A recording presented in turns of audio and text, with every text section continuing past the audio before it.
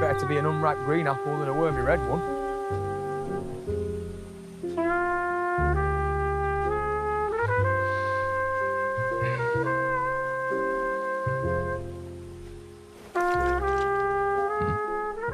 Welcome back to Flagons and Dragons. I'm Sir Jamie the Gold, and I'm back in Westeros with the Beast from the Reach, Magnum Mills, to discuss A Knight of the Seven Kingdoms. Somehow, we're already at the end of the season one, and we're breaking down The Morrow. Season one, episode six. Mills, can you believe that it's already over? It's just me, or did the season fly by? Yeah, I mean that's what she said. Unfortunately, I've probably heard that one before. I mean, look at it this way, man. It is almost March, which means we're a full sixth of the way through 2026, and then we got six episodes. We're already into the Mark of the Beast territory, so yeah, time is flying by, and we appreciate you taking a little bit of your time to check out Flagons and Dragons. We are presented by Regular Dudes Watch Stuff, and you can find our content wherever you get your podcasts and on YouTube. Find us on social media at Dudes Watch Stuff and in the same place on the World Wide Web, www.dudeswatchstuff.com. Simple and easy to remember, just like the flaps, FLAPS. Follow, like, and please subscribe. If you had fun, please remember to touch the thumb. Please, please, please, please understand and be aware that there will be full-on spoilers for this episode of A Knight of the Seven Kingdoms. From this point on, this also includes the official after show, podcasts, articles, interviews, literally everything. And if you don't know, now you know. This is The Morrow, Season 1, Episode 66 overall episode of A Knight of the Seven Kingdoms, originally released February 22nd, 2026, directed by Sarah Adina Smith. She also directed Season 1, Episodes 3 and 4, written for television by Ty McKell and Ira Parker. Ira Parker is also the showrunner. The short plot synopsis for the season finale is, as Ashford mourns a great loss, Dunk considers his next move and whether to keep Egg as his squire. Hey, JBG, big spoiler alert here. Overall thoughts, I think we were both pretty sure that he was going to be keeping Egg on his squire, so on as his squire. So it really wasn't a surprise when the episode ended in that fashion. But did you enjoy the journey along the way here? Overall thoughts, was this a solid finale? Did they stick the landing? Did they do enough to set up for last year, close off this year? Kind of overall thoughts on the finale. Yeah, I thought they did enough for probably what was, like a page or two worth of material. I thought they added some things here to make it fun, but also set up with a little bit of excitement heading into next season with kind of that twist at the end there. So I think they did enough. It wasn't that it was slow or anything or like took forever to get by. I thought it moved pretty quickly. I think they did enough. Probably not my favorite episode of the season, but I thought they did enough here. Was there enough actually Dunk and Egg? Especially over the past couple of episodes, it felt like a lot of their scenes were apart. And, we Yeah. ended up with them together here, but again, just kind of a couple of shorter scenes between them. Do you wish maybe we would have had, maybe them dealing with this a little bit more head on head, or do you like kind of how they did it going through kind of Makar and Raymond and kind of, talking to some of the other characters? I don't know how they would have done it. I mean, we got that one little scene where they're both kind of sitting there, and I thought it was such a great shot after Dunk is done talking to Malar, and he's basically told him he's done with Princes, and he knew Egg was spying and everything. And I wish we would have gotten a little bit more, but I think more so over the last couple episodes, I wish we would have gotten a little bit more. It's really since we found out, Egg was Aegon, we kind of got a lot less of them together. So if I had one bone to pick, that would probably be it overall for the season. You think they tie enough of a bow on everything here? I'm not sure that we're ever going to get, Raymond Fossaway, Lionel Baratheon, maybe even Makar. Who knows? I think the actor has said at this point he doesn't think he is in season two, which they're currently filming. So, do you think they did enough to kind of close these storylines off if it's the last time we see these characters? There wasn't a ton there with Fossaway and Lionel. They're some of my favorites, but I think it's not like there was some big unanswered thing with them. I'd love to follow them. I'd love to go back to, and follow Lionel back. I'd love to see what happens with Fossaway and the cider business and everything, but I don't know that there was anything really there. Malar, though, and what happens with the two other brothers, I think is definitely, I don't know that there's enough settled there. I think there's still a lot of question marks just with the Targaryens. My guess at this point is it's going to somehow tie back to where Dunk and Egg end up in the future. We'll maybe get some answers, but I think that's really the only thing where I'm kind of like, there's a lot left there, especially given how it ended, maybe without the permission, right? So I think that's the one cliffhanger here that we didn't get enough of. So that's probably good setup for season two, though, if they want to carry Yeah, something over and not make it for completely sure. standalone. So I think that makes a lot of sense. So it was good enough, like you said, Sir Raymond, Sir Lionel, especially two of our favorites. And it seems like they both got to go out on a pretty good note, Sir Raymond especially. So I'd say overall, in that respect, it does a good job. If this is all we get of Sir Pennytree, was this enough? Was this a good one to go out on for him if we are kind of done with those flashbacks? I I'm gonna disagree and say no because I really want to find out A, if he ever knights him.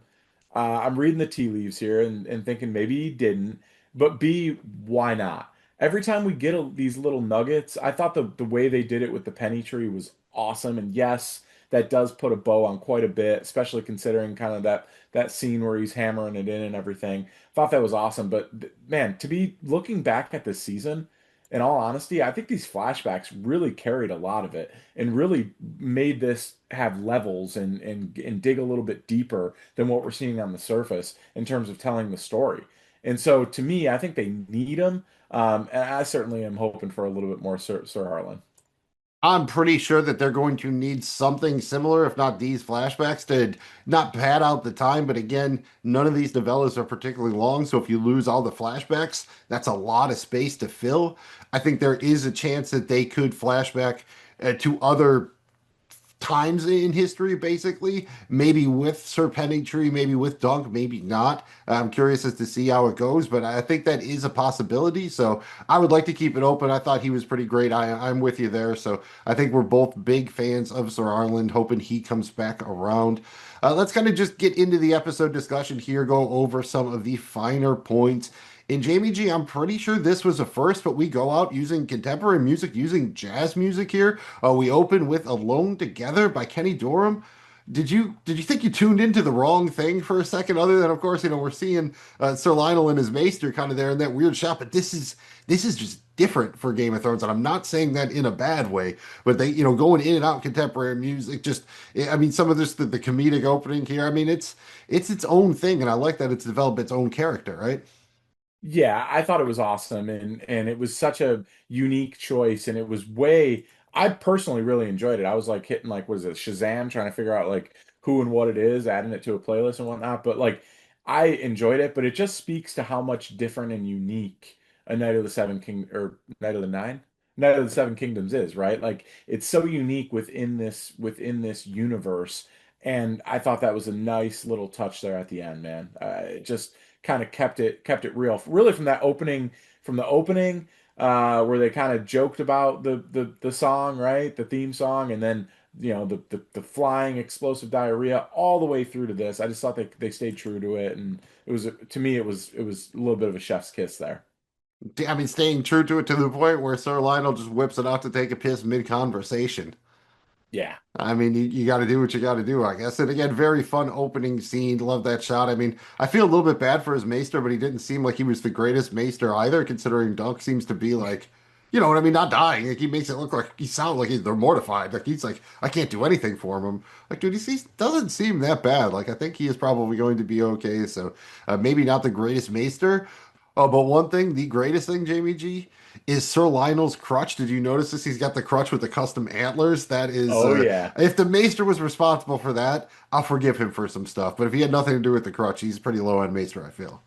Dude, the crutch was incredible. If he designed that, he's worth something.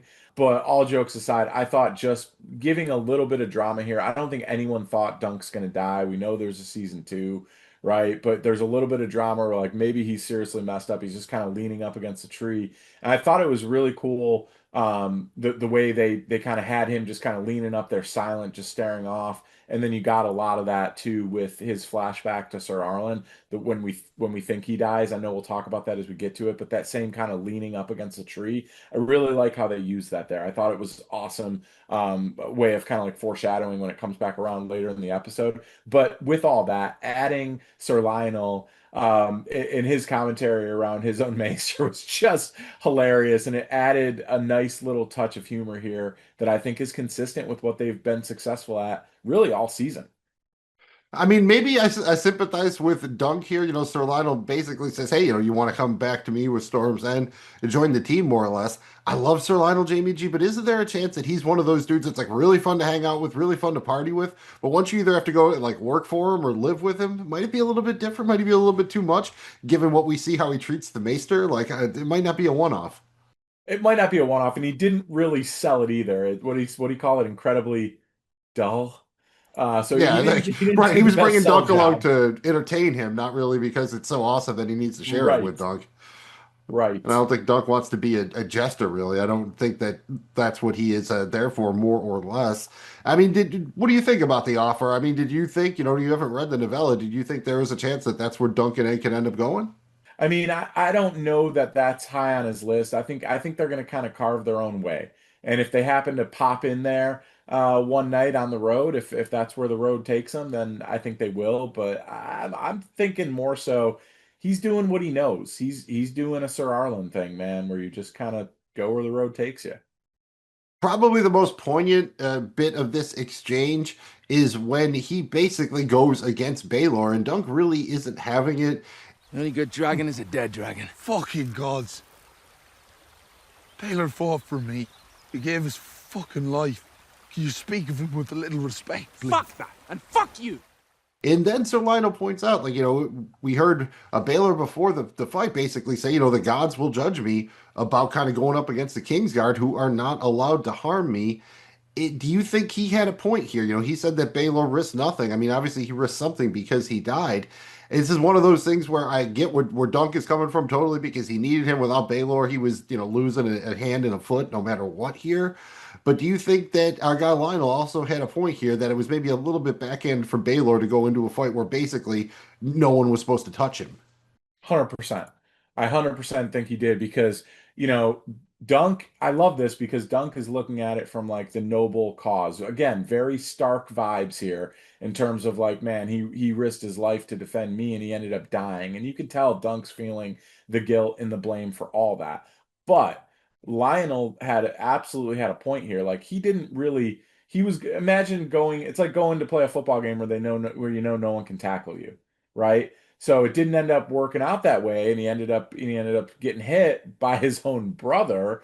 But in his mind, it wasn't as big of a risk, other than the political fraction and kind of chipping at the proverbial, nick in the armor here with the Targaryen dynasty. I think that was the bigger risk than anything. So, and obviously Baratheon didn't speak to that, but I think that was where the real risk was. Ironically enough, he ends up dying from it, but I do think Baratheon had a little bit of a point. It's just neat to get another kind of the other side of the coin there, the other perspective. Well, he just makes you dive a little bit deeper into, I think, because surface value, when you first hear it, just seems very noble, right? Like Baylor is going to stand up for Dunk because it's the right thing to do. But when you dig down into it, it's probably a little bit more calculated than that. He understood kind of the calculus behind this. I mean, the man is heir to the throne. He's hand of the king. What do we know about a hand of the king, Jamie G? Unless they're a bad hand, they know what the hell they're doing as far as kind of manipulation and everything. So this seemed like he probably thought he couldn't lose, right? He gets to look like he's righteous and he really can't get hurt in the process. So, Yeah. he managed to lose a win-win situation, and that's never good. That's when you usually end up doubling down, and then you triple down, and then it gets kind of really, really ugly. And Sir Lionel referred to some upcoming ugliness.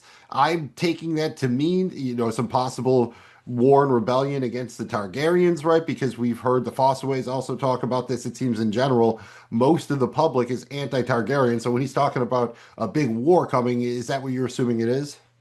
Yeah, I think so. I think they're kind of reading the tea leaves, and I think that was another kind of rendition of, hey, this thing might be really starting to gain traction in terms of this anti-love, anti-appreciation, anti-desire to have the Targaryen family rule. No more dragons. It just I think in the infighting still kind of going on. We saw it kind of kick off a little bit with House of the Dragon. So I do think there is a general sense amongst the realm of maybe not everybody's on board with Targaryens just like continuing to rule because they're Targaryens, and once upon a time when I wasn't born, they had dragons. Yeah, that's how they rule. That's what they enforce their power by. So now lacking it, they're doing all of these marriages and alliances, but those are only as good as the paper they are printed on, more or less. And as they say, the North remembers Jamie G. So I think that they might have some comeuppance coming to them. And obviously, we know that happens by the time we get to the events of Game of Thrones. How about Baelor's funeral? It was kind of a pretty standard affair here, I guess. We have seen a couple of these Targaryen funerals before. We get to meet Valar here. He kind of asked Dunk, the same thing Dunk's been asking him kind of since the end of the last episode. Why kill Baelor and spare him? Funeral do anything for you here? Just felt like kind of the obligatory setup scene we had to get. Yeah, I kind of wish that there was going to be, a little bit more. I struggled to kind of understand who a lot of those people were. We're kind of getting back into that thing where it's like, all right, there's a lot of people that kind of look similar here. I appreciated the kind of the one-off with, Baelar's son. And dude, was that a little bit of like I don't know, was there a little bit of Polly Walnuts in that hair with just a little bit of Yeah, he's got the silver streak streak that is there? from the books. That is canonical. That's a canonical streak. Yeah, He's a got the little bit of the streak. wingtips. Yeah, a little bit of A little bit Polly's more wings than there. the walnuts wingtips, but I'm always a fan of those. We did, I think, see a Valerian in there, so again, kind of giving you an idea of the kind of alliances they've had and they've had to marry into. Not really, again, much here. Are you surprised at all? Like we go to Sir Raymond next, and he's actually surprised that Dunk went. In my mind, there would be no doubt that Dunk would go, but looking at it from an outsider, if people blame him for his death, I guess it could be construed as weird. Did it surprise you at all that Dunk attended the services? I can see how it would look, but not at all, dude. How could he not? Like he literally, he's That's his man. He's again, his man. Yeah. yeah, speaking to just the nobleness of it all, I think he had to. Like, it's just who he is, man. Like he's even if everyone hated him for it and it risked his life, he felt he had to go and like be there to honor him because he feels guilty. I think it's a stand-up thing to do, man. I mean, speaking of stand-up dudes, we got our guy Sir Raymond, and I mean, he looks at him, and when Dunk shows up, and they finally meet, he gives him the full Tommy Callahan, right? Like brothers hug, and just, I mean, he brings him in for the hug for so long that Dunk's eventually like, all right, dude, you got to break it up here. It's getting a little weird. Yeah, it was when he's starting to push away. I think it was interesting too for Dunk to realize, man, I got people that like really like me. Remember, he came to this with nothing and no one, not a single friend in the world, right? Just total loner, drifter guy. And now he's got people that like straight up like risk their lives and are bringing them into like telling them their secrets about like I'm married and I'm having a baby and we're doing this and hugging forever. I just think it was a little bit of a shock. Like, man, maybe I am more than just a nobody hedge knight, you know? Hey, I have to give myself a little credit here. I believe last week on predictions, I called him getting with one of the camp girls here. I think I said I wanted him to get all three, but he gets Rowan here. He's kind of the head redhead. She's the one we've seen the most. She was standing up in the crowd in the previous episode there, kind of inspiring Dunk a little bit. What did you think about this one? I mean, she does genuinely seems like, she is kind of into him, but we know kind of the profession she's coming from here. Do you think this is kind of a genuine thing, or do you think she's working him? I think possibly working a little bit here because she looked, I mean, they've only been there, what, a week? She looked at least 3 months pregnant. I mean, is that really his? I don't know. It's not up for me to decide, but I just, there could be a little bit. I mean, she definitely seemed into him. There's a lot of kissing, a lot of things going on there. They looked like they were happy. So, I just want the best for Sir Raymond, dude. I like Raymond and I want to try his cider. I really do. Hey, I do. I hope that works out and blows up for him. So I think again, maybe this is one of those marriages that starts out kind of from a little bit of a contrived place, but I can see it working out just the way the kind of the rapport they have when she's talking to him in the tent. It seems like she actually has patience for him, where I think if she was really working him, I don't know if she would have that patience. If she, I Yeah. don't know, she just didn't strike me as someone who would care that much to put on airs, given how honest she was with Dunk and everyone else, especially when we met her in the first episode. So I think Dunk's with you on team. I don't know if that kid's yours. Like great acting here when he's telling Dunk, and you just gotta look at his face, and Dunk has that like it's almost not quite the face he had before he was going into the battle there. But I think he's like, oh boy, I don't know about this one, Raymond. I don't know about this one. Yeah, yeah, I'm happy for Fossaway here, man. It's interesting that like he still kind of is that little kid brother though, right? With the whole tent thing where the brother the brother stole the bigger one and everything. So, those are some of the fun tales and stories that if we ever learn about, I think it'll be cool. But it's not enough for me to be like, man, I'm disappointed we never found out what happened. Yeah, I think they did a good job of balancing that, making it interesting, but also making it so like we don't really need to know those things. It would be fun to find out, but it's not necessarily critical to this story. Right. We'll just have to tune into the spinoff. Everybody loves Raymond. Yeah. A uh, little bit too wordy to be the name of the cider, but I guess we can. We'll throw him a spinoff. I would also love the Tales of Young Sir Arlen Pennytree. Like I think that would be like just following him. Like what did that dude think about how hard he partied in his like 50s, 60s? What did that dude do in his 20s? oh man. Yeah. Like it was like his tales like over in Essos or something. I feel like he probably, did a little crossing over the sea there, took a little bit of a pilgrimage or what have you. So there are definitely a lot of spin-off options here. And we get the guy rolls up like, yo, Makar absolutely like he demands this a word with you. None of this like he would like to speak with you. Like, no, he demands to speak with him. Dude, looks like hell. He's not in a good spot here. He killed his brother. Arian is very, very beat up. In Jamie G, we do get a little bit of an Alanis alert here. If you remember in the previous episode, Dunk and Rafe were going to go away. Where were they going to go? They were going to go east, right? Go for a life reset. In here, it's Arian who gets to go east. So I think that's Yeah. probably best for all parties involved, but still a little bit ironic here. What did you think of Makar? We get the two bigger scenes here. First, he asked Dunk to let Egg Squire basically. Dunk turns him down. You get that bit on the bench with Egg that we talked about. Then later on, Dunk comes back, kind of lays out the conditions. What did you think of Makar here? I thought he was. It was much easier to sympathize with him here than it was in those first couple episodes, right? I mean, he just looks like the weight of the world is on his shoulders here. Everything's going wrong. So, despite the fact he seemed like a pretty big dick in the first couple of episodes, I kind of feel for him here, right? It's interesting. This was probably the biggest character arc like shift for me out of everyone. You actually saw a softer side here. You saw a more empathetic side and actually more of like a thoughtful side. I think the acceptance of my son is terrible. And I also, man, Aegon's my last one. I want to get this right.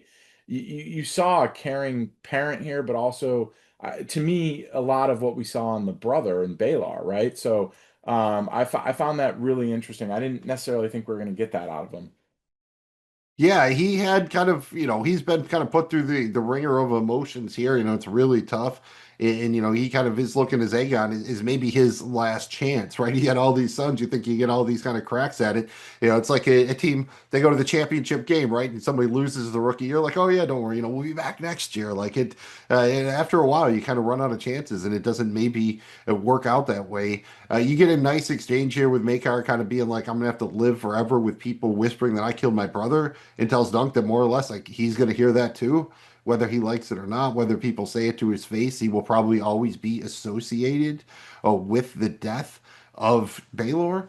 What did you think of the offer here? Once again, you didn't quite know how this was going to go. When Makar first makes the offer, like, hey, look, come to Summerall. You can be my knight. Egg can square for you. We'll clean up your training. You have a good place to live. This is basically what Dunk wanted, right? In the pilot episode here, in the second episode, Egg kind of laughed at him. This is exactly what he wanted. Did you think maybe this was the route they were going to go before they wound up going another way? Yeah, it just kind of they set it up, and it always kind of felt like that was what it was going to be. It didn't necessarily surprise me, but I did like a little bit of the intrigue and just the character development with Malar, and it made made me kind of think differently about him with his way he acted here. But I kind of, they kind of laid out the foreshadowing, and for what it's worth, they've been really good at that, and they've been pretty consistent across the board. When they kind of dangle the carrot, it's kind of for a reason, and I personally I like it, but to me, I wasn't surprised by that at all. Yeah, nice character touch. We see Egg eavesdropping, and Dunk already clocks when he sees him outside of the bench. Just by reading his face or just by guessing, he can already tell. And Dunk does do him the, he tells him to his face more or less. None of that, kind of insinuating like, oh, I don't know about this offer or whatever. He was just kind of like, nah, I don't know if he can do it. Again, a little bit of a false start here because we know ultimately what has to happen. So yeah, a little bit of kind of necessary drama. Again, this is an addition. This isn't exactly how it goes down in the novella, so they're taking a little bit of dramatic license here, but I don't mind it necessarily. And then you mentioned it, we get the final flashback here with Sir Arlen. He kind of gives us the origin story of the penny tree, more or less, and that is paid off in one of the final scenes of the episode. You have the big dramatic moment you were referring to. Dunk asks Sir Arlen, why did you never knight me? Come on, dude. It's not like I was just going to run away once you made me a knight. And then there is the ultimate fake out. Again, do you think they went a little bit long with this one? I mean, I think they were trying to sell it that this is what we're the opening scene of the series, right? When he's carrying him like this is it. This is where he died. So did they get you when he finally moved again? Did they get you? Because they got me a little bit. A little bit, but in my mind, I was thinking like, man, how funny would it be if like it would almost be like Monty Python-ish, Mel Brooks-ish, if he just like all of a sudden like pops back up and answers the question, and of course it hit. But yeah, they got me a little bit. Like it definitely looked that way. Good acting by Dunk's, actor and everything, and and I just loved how he finished. A night, Night always finishes his stories, right? And so I think there's more it led me to be like happy about the fact that like, hey, I think we're gonna get more out of Sir Arlen. I think we're gonna get more out of these flashbacks, and honestly, man, I think the show will be better for it. I'm with you there. I would like more. There's probably two main takeaways here. The first one is some people have attributed the line you just basically quoted: "A true knight always finishes his stories." Do you think that's a show taking a shot at George R.R. Martin? I mean, Even you like could certainly inside build a case baseball, for because it. he's pretty close to the production of this one. Like I would think it would be in jest, but it's almost not hard to miss given like we're on like year 13 of Waiting for Winds of Winter. Yeah, you could absolutely make the case, and and honestly, he probably thinks it's funny. Right. And that's again, I think it was probably a little bit in jest, the True Night thing. I mean, there's supposed to be like a dozen Duncan Egg novellas right now. We're just hoping he gets to number 4 by the time they finish season 3. And then the other takeaway is the one you mentioned here. Do you think Dunk ever officially got knighted by Sir Arlen? And I will say in the novella, you don't really know. Dunk kind of thinks about it. It's almost like this. I mean, it's not exactly this scene, but Dunk never outright like remembers it. You know what I mean? Or tells somebody exactly what happened. So you're never 100% sure. So I do not know if the show will ever give us an answer. Just tell me what you think, and are you okay if they never really give an answer and just kind of leave it up in the air? My preference is we do get an answer, but if we don't, I'd like to be, I guess I'm okay with it being left open in the air and you can kind of come to your own conclusion. I'd like to get a little bit more clues on which way to go with it because right now it's like we don't really know. But in one way, I think it would be cool to maybe think that maybe he didn't. And that would also speak to kind of like this incredible rise and what he becomes and also why he was so hesitant with stuff and just I think it kind of speaks more to his character. So in a way, I kind of almost hope he didn't. But yeah, I think I would be okay with it.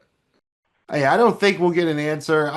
It could go either way. I mean, I think the hesitation when it came to Knight Sir Raymond, and he really hesitated. To me, that kind of just like that seems like empirical evidence, maybe that he didn't, and he was a little bit nervous, or maybe didn't even exactly know the right words, that kind of thing. But it doesn't really matter because the point is he is a true knight, whether he was knighted or not, right? And I think that's ultimately the point that it doesn't really matter. 100%. And the one thing I would like to know though is why he didn't. If he didn't. I'd like to know the why more so than the actual answer. I think that's the more intriguing thing to me is like why did he or didn't he? I mean, of course, you'll probably get what you want, and you get a half one where we get one more flashback, and it's Sir Arlen starting to knight him, and then he dies halfway through. So it's like, what am I now? Am I a half knight? Like, how does this work? Yeah, it's Like, Hedge Knight. is intent enough? Like, what stage do you have to get through? Is it like, what do you have to have, like 6/10 of a dollar bill or something for it to be legal tender? Is that like, if you get over halfway through the oath, are you in? I'm not quite sure how the logistics are, but again, if this is how we go out for Sir Arlen, I think, we do get the very, very end moment that we'll get to at the very end here. But for the most part, if we have to go out this way, I can live with it. And Jamie G, I do not know if I could have lived if we didn't go to Sir Lionel's tent one more time. And shout out our guy Beesbury, dude. Give the Beesburys credit. They have style. He had the dyed mustache in the last episode, and here they have the custom beehive coffin, right? They put the queen in, all the bees swarm it. That's pretty cool. And honestly, I've never seen that before. I'm sure it's probably happened to somebody who does like bee husbandry as a job or something. I'm sure it's probably been done, but that was still really cool, right? Yeah, I thought it was cool. I liked like this the scene with kind of like the light music in the background, the kids running around, like the bee magic line was pretty funny. Built a little bit of rapport there with between, Sir Raymond and his bride to be here. So I enjoyed it. It wasn't the wild, crazy celebration party that I had hoped for, but it was cool in its own way. Yeah, it was fun, and it gives us, we kind of do our rounds with all of the Targaryens, and this is Daron the Drunk's turn here. Not really surprising that Dunk blames him for everything that happened. If he would have just told the truth straight up, probably could have avoided all this, so he's not necessarily wrong in that regard. But then when he starts kind of apologizing and he says, my brother wasn't always a monster, it's interesting that Dunk jumps right to Egg, and he's like, oh, no, no, I wasn't talking about Egg, but we'll make a man of him yet. I think the clear implication there is if he stays around, he is going to turn out like his brothers. Do you think that's kind of the impetus that's what pushes Dunk over the edge to go back to Makar and say, like, look, I'll do it, but I got to get this kid out of there? Yeah, I think so. I think he realized he cares so much about Egg, he doesn't want to see him turn into another mad monster Targaryen, right? And I think you saw a little bit of Egg slipping into that with the whole scene where he's getting ready to kill his brother and his dad sees him. And I think so that was what was so interesting about the end, and I know we'll get to it, but like I thought when the dad realized like, man, I might lose this kid the way of his brother Arion just just because he's here. Maybe maybe Dunk is right. And so, but then to find out that he didn't, it looks like he didn't approve it, really threw a curveball because I think this for Dunk, it was all about how do I get him and maintain him as the good kid that he is. Because I think Dunk sees the good in him and he's, and we all do. That's one of the reasons why we love him. But yeah, man, I think they clearly set up the fact that like if he stays in that family, stays there, he's probably going to turn out bad, maybe not as bad as his brother, but he could be. And ironically enough, the thing he hates and doesn't want to be, he becomes. How Targaryen is that? It's pretty Targ, dude. That's so Targaryen. Also, an upcoming spinoff here. I mean, Yeah. I think if you went around and you asked all of his brothers, I think they would all unanimously agree to like, dude, get out while you still can, right? Would any of them advise him to stay at this point? I think all of the brothers would be like, you still seem like there's a chance for you. Even Arian, right? At this point, after he went through all this, might be like, yeah, dude, maybe you just want to get away from all this. This doesn't seem to be working out for any of us. So, it kind of makes sense when Makar at the end, when he's like tells Dunk, well, what do you want to get him away from his family? Like Dunk, it's hanging in the air, but Dunk should be like, yes, that is exactly 100% precisely what I am trying to get away from. Like, sure, all of the trappings of being a highborn certainly won't help you become a better ruler and empathize with your subjects. But on the other hand, it seems like everybody who is associated, at least with this generation or this branch of the Targaryens or whatever it is, like none of them are. I mean, Baelor was the best one, right? And you saw him kind of, maybe even be a little bit manipulative in his handling of Dunk here. So I don't know if there are a lot of good eggs in the bunch overall. And we did get a little bit here with Egg individually. Is that nice moment when you see the hair growing back in. And then he goes and he brings a knife and he goes to Arian's room. Did you clock it right away? Did you think he was going to do it? And Makar waited for a minute. Do you think he would have let him do it? Do you think he wanted to see if Egg was going to even try? Like, what did you read into that? I think he definitely was seeing, is he really going to do this? And again, that's what led me to believe like, all right, this is how they're gonna make it so. Because I think we all knew that, hey, as this thing goes into season two, Dunk and Egg are gonna be together, Egg's gonna be squiring for him, right? And so I thought that was how they were gonna get over the hump here of like letting him do it because his father, Makar would have saw him with the knife and he was, dude, he was serious, man. Like Egg was serious and he was about to make a mistake that would have changed him in the person he is forever. And think about what it could have done to history too. That's what's pretty crazy about it. So I definitely think he was waiting to see like, is he really going to do this? And then he kind of like emerged to stop it. And when he came up, he wasn't mad at him. He didn't punish him. Put his arms around him. To me, that was really telling. Yeah, I mean, he also kind of feels the pain, right? We heard Baylor talk about it. Their relationship maybe wasn't quite as bad as Eggs and Arians, but it was up there, man. It does not seem like they were really on the greatest terms, and I don't think he would want him to live with that guilt. This is not something that's in the novella, but just for a minute, because they had the bit where they talked about, oh, he liked fishes, and they cut right to the fish. In my head, it's a thing like in Godfather movies, there's always oranges before someone gets killed, but there's also Luca Brasi sleeps with the fishes. So they show the cut to this fish, and then I see him with the knife. I'm like, oh my God, Yeah, are the they doing knife a in it. Godfather here? Is he really going to do it? So even though that is not part of the lore, in my head, I'm racing. I'm like, what happens after this? Could he actually do this and without having a huge ripple effect? And by the time I came back around, the threat was basically off of the board here. But again, I don't know if we needed it, but Egg needed something to do, and I think it gives him and Makar a nice kind of moment here. So I think it works all the way around. So I don't really have any complaints about it. I mean, do you think that Egg should have gone through with it? I mean, I think we want him to be a good Egg, right? So probably no, but given how, what he talked about Arian doing to him, like, I don't know. Again, you can't really stab somebody when they're in a infirmary in a bed or whatever, but I don't know. I could have understood it at least. I could have too. I mean, he was trying to finish the job. I think he went into this whole thing hoping somehow his brother would die. I'm talking about the games in general, right? And then we Right. find out there's going to be a battle of the seven and all this stuff, and it's like, okay, so now, he's got a real chance to die. And I think he just knows that he's such a bad soul, a bad human being that's he's doing the realm a favor. But again, for a kid that age, dude, for anybody that's a heavy burden to take, man. That's a heavy. I think it would mess him up. So I'm glad that he didn't. Right. Again, I think I could have understood it, but glad that he did. I mean, we remember him screaming for blood the first time Arian was in the list, right? You kill him, just screaming Yeah. at the guy. So you can tell he's definitely he's got some pent up issues here, to say the least. And then we get the other scene with Magar here. Dunk kind of lays out his terms. This is almost verbatim from the novella when Dunk comes in and says, "Look, I'll do it, but here's pretty much the deal. Like he's living my lifestyle. None of this like you don't get to go knocking on doors and be like, 'Hi, I'm a Targaryen. Can you house us and feed us for the night?'" They have to do it exactly the way Dunk would do it without any help. So, and again, it's a little bit ambiguous in the novella. It is a little bit more when you go on. It does seem that Makeup probably gave his permission at least at some point, but based on the tag scene here, it seems like he did not. And then we get kind of you talked about the wrap up with Sir Raymond and the cider game. A nice little bit here where Dunk gives him the horse, right? Like, I mean, doubly nice thing. I mean, hey, where's Raymond getting horse money? He bought him back. Like, I don't know where he's getting horse money from. The man didn't have a tent. Maybe the wife's pitching in now. Maybe they're a two income family, so they have that going for him. So, kind of interesting gift, right? Like, he buys Dunk's horse back for Dunk, and then Dunk re-gifts him his own horse. Interesting exchange, but I think they go well together.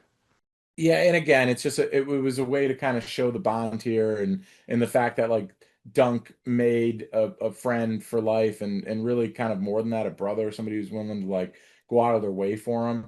And it's just the nobleness of Dunk, dude. Like he's just got that in him, man. Like he's gonna always do what he believes to be right. And he thought that was right when he realized that like, man, an apple farm, she can go and eat apples all day. Like, yeah, it's probably a better fit than what I Sounds like a thought. good horse life, right? Just pull an apple cart. That's way better work than even a little plowing is probably better than having to do the whole jousting thing. Yeah, Yeah, like we've it's seen that's just it's rough work for horses. yeah, we saw multiple horses die this season, which sucked. So Yeah, hands off the horses. Nice touch. We've already talked about Dunk putting the penny in the tree. I like that it was the penny from the hilt of the sword. Did you clock that? Like, so it's actually like Sir Arlen's penny that he put Yeah. in the tree. So that leads me again. That's why I keep wanting to come back to the, this might be it for Sir Arlen. You even get the great shot at the end where they're going up the road and Sir Arlen is kind of like walking next to him and he splits off. People are calling that a shout out to Fast and Furious 7, which I guess isn't impossible. Like this is the kind of where we're at, a Game of Thrones show that we're going out on jazz music with possible references to Fast and Furious movies. I don't really mind it. And I mean, super meta here. This has been a little bit of a thing. Like, I think if I remember right, they always kept it at the seven kingdoms because there's seven gods and it's just, it all flows nicely together. But I just love when Egg rattles off the nine kingdoms. Dude, Dunk's mind is blown, right? Like, he's like he Yeah. just met aliens or something. His mind is just completely blown. Yeah, it's really fun the fact that he's like, wait a minute. I mean, his whole life, and I thought this was an awesome way for them because all the time we've seen them interact, most of the time, Egg is teaching him something and he's blowing his mind. And so I thought this was such a great way to go out with it. And it just kind of shows how awesome they are together. I hope we get more scenes with them together in season 2.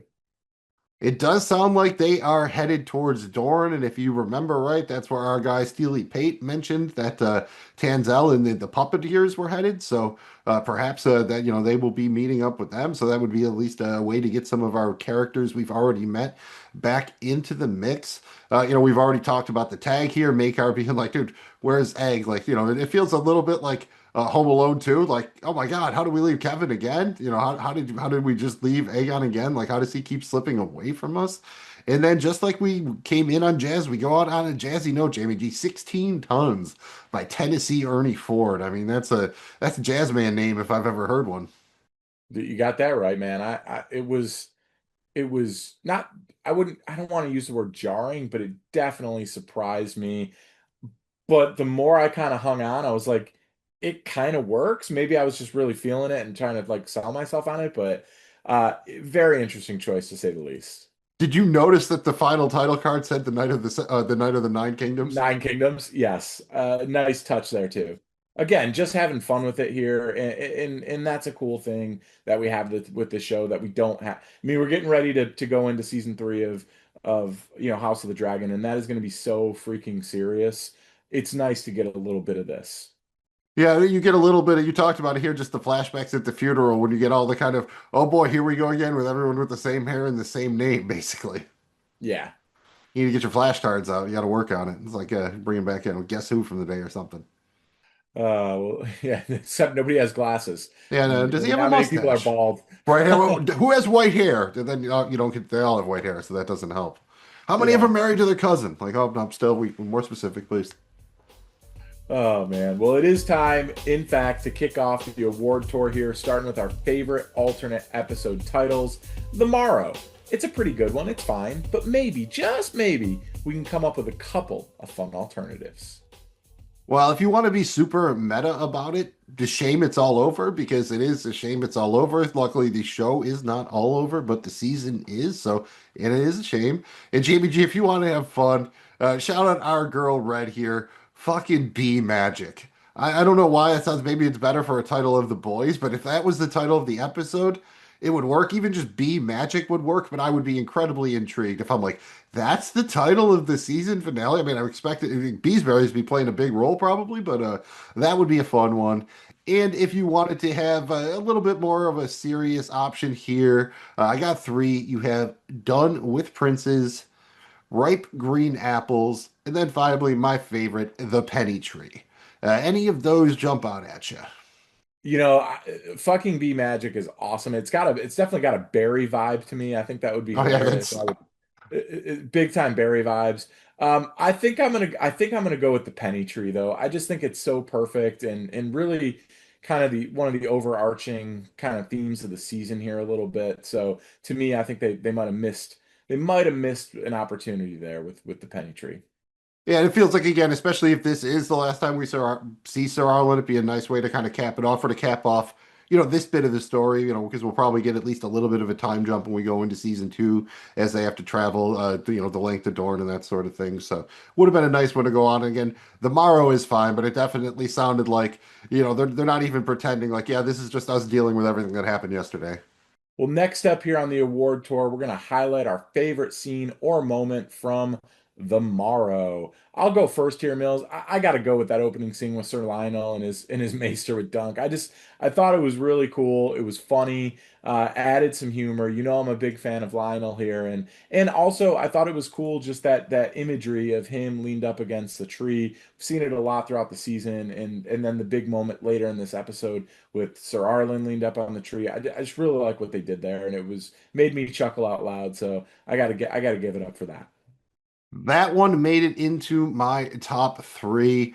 I think ultimately I have to go with Dunk kind of laying out the conditions to Makar as to under what way he will take Egg on as his squire. This is again a scene almost verbatim from the novella. It was probably the one I was most looking forward to in the episode, so really enjoyed it. Thought they nailed it. But honorable mention, Jamie G. We just got to give it up for our guy Raymond. Find out he just got hitched. He had a lot of just happy energy going on in that one, so I want to make sure we shout out our favorite Fossaway. Next stop on the award tour here is our favorite quotes from the Morrow. Mills, what are you going with here for the season finale? So close to going with a Raymond quote here, but once again, I have to go back to a scene between Dunk and Makar. Some men will say I meant to kill my brother. The gods know it is a lie, but I will hear the whispers to the day I die. You swung the mace, my lord. But it was for me Prince Baelor died. You will hear them whisper as well. It's cool. I mean, that's very kind of Game of Thrones-ish dialogue, but I think it's absolutely perfectly delivered here. There's been a lot of whispers in the history of the show, and I'm sure this tale will be on the wind of them for the near future in Westeros. Jamie G, how about yourself? What was your favorite quote from the Morrow? Yeah, I got to go with Dunk here, kind of in his flashback with Sir Arlen. Some men will say I meant to kill my brother. The gods know it is a lie, but I will hear the whispers to the day I die. You swung the mace, my lord. But it was for me Prince Baelor died. You will hear them whisper as well. It's such a big moment in this series, and we talked about it a little bit earlier. It might be something we never actually find out if it happens or doesn't, and the intrigue of why, and I think how it drives, one way or the other, how it drives Dunk here. I just thought it was super powerful, and I loved how they did it. Instead of doing rankings or handing out episode MVPs, we've switched it up for Night of the Seven Kingdoms. Instead, each episode we're giving you our dynamic duos, our knight and squire. Mills, go ahead and remind everybody how this works and tell us who we selected so far. Yeah, it's our version of Moose and Squirrel, more or less. Each episode, our knight must be our favorite from the episode between Dunk and Egg, and our squire must be our favorite supporting character. Only rule is that we can only use a character twice as our squire throughout the first 6 episodes in season 1. So far this season, my knights have been Dunk, Egg, Egg, Dunk, Dunk, and my squires have been Sir Lionel, Baelor, Arian, Baelor, and Sir Raymond Fossaway last week. Jamie G, I think it's obvious here. My knight is going to be Dunk once again. It's pretty clearly him over Egg. Then I had a real tough one here. I had a flip for my squire. Thought about going back to double bang Lionel Baratheon. I deliberately saved him, figuring I would want to come back around. But I'm going to give it up for Makar here, man. I think he had a really big come up this episode. He had the weight of the world on his shoulders, and it showed. He got some of my best, scenes from this area of the novella. Really liked the way it worked out. Maybe he gets a little bit more involved because of the twist at the end here, with him not possibly giving his permission for Egg to go off with Dunk here. So I'm going to go with Makar Targaryen as me squire. Jamie G, so far your knights have been Dunk, Egg, Egg, Dunk, Dunk, and your squires have been our camp girls there, including Red in the first episode, Sir Arlen Pennytree, Sir Raymond Fossaway, Baelor Targaryen, and last episode you had Rafe appearing in the flashback with Dunk. Who do you have for us? Season 1, Episode 6, Knight and Squire. Mills, I'm doing it. I'm doing it. Dunk has to be the knight here. Just didn't get enough out of Egg. And that's kind of been a runner here the last, I don't know, 3, 4 episodes. So for me, I got to go Knight, Dunk, but my Squire, I got to go with Sir Lionel Baratheon. That opening scene was great. His commentary was incredible. I just enjoy him too much. Wanted to use him here on the last one. Yeah, and I also, again, I knew you were going to go with Sir Lionel here a couple of minutes ago, so I'm like, well, all right. He gives me the option to work Makar in here, so everybody's happy. Good call. Everybody is acknowledged here because they were both excellent in the episode. Absolutely. Makar definitely deserves to be up there as well. Final stop on the award tour here is our episode grades. We got 100 flagons of ale on the wall, and we're handing them out for each episode of A Night of the Seven Kingdoms. Mills, how many flagons have we handed out so far? Jamie G, for the first 5 episodes, I have handed out 84, 86, 90, 94, and 93 flagons. I am going to come down a touch here. I'm going down to 85 flagons. Not bad, just not a ton to do here. They nailed a couple of important scenes that they needed to from the novella. I thought it was good overall. Again, I think we've highlighted our guys. You got Sir Raymond, you got Sir Lionel, you got Makar. All were excellent in the episode. Enjoyed it, but again, just a little bit of a come down here after a couple of absolute bangers. So not holding it against it here. 85 flagons ale, just saving a couple of extras for myself this week. So far through 5 episodes, you have gone 80, 86, 85, 88, 90. Where are you living? How many flagons off the wall are you pulling for the Morrow? Yeah, I'm right in the same universe as you, Mills. I'm giving it 87 flagons of ale here. Just a slight tick down from the last 2 episodes for me, which I thought were some of the best episodes of the season, or the 2 best episodes of the season, rather. So 87 flagons of ale here. It was good, but this is kind of what we expected. So maybe we're hot, maybe it didn't hit us as hard, like kind of like the letdown. I also thought they did a lot here to kind of make it entertaining and did a pretty good job setting up some excitement for season 2. So, all things considered here, 89 flagons of ale. It was about as good as it could be given the constraints and how little they actually had to work with, especially in terms of actual excitement, especially when we know there's a season 2 already coming. So there's only really so much tension and suspense you can build. And Jamie G, I mentioned season 2. We are going to come back for a wrap up episode, so we're not going to get into crazy predictions here. But I figured before we go out, just to keep up with tradition here, let's each give one prediction. I am going to say that final scene with Makar has a bit of a butterfly effect here. I think in season 2, we talked about it, they're going to need to fill time, whether it be with more flashbacks or something else. So perhaps this can add in an interesting subplot that's not necessarily present in the novel, but could add a little bit of something going on here. So I'm saying that final scene is going to have a bigger impact than we think. How about yourself, man? Give us one prediction for season 2. I really like that. I do think we're going to get a reunion with characters, and I think I'm gonna go out on a limb here and say our guy Sir Dunk is gonna get his lady friend, his special lady friend. All right, I think Doug. I think he's actually probably got higher odds of linking back up with Tanzel than anybody else. You're just a fun one. If you had to pick who's more likely to show up in season 2, even if it's just for a little cameo, Sir Lionel or Sir Raymond? I'm gonna go Sir Lionel. I don't know why. I'm going Sir Lionel. No I think science Sir there. Lionel makes more sense, but it would be kind of fun if Raymond and his girl are now just like the traveling cider salespeople, and so that's how he just kind of rolls through in town selling cider. Like, I guess that could be semi-reasonable. And we get a reunion with the horse.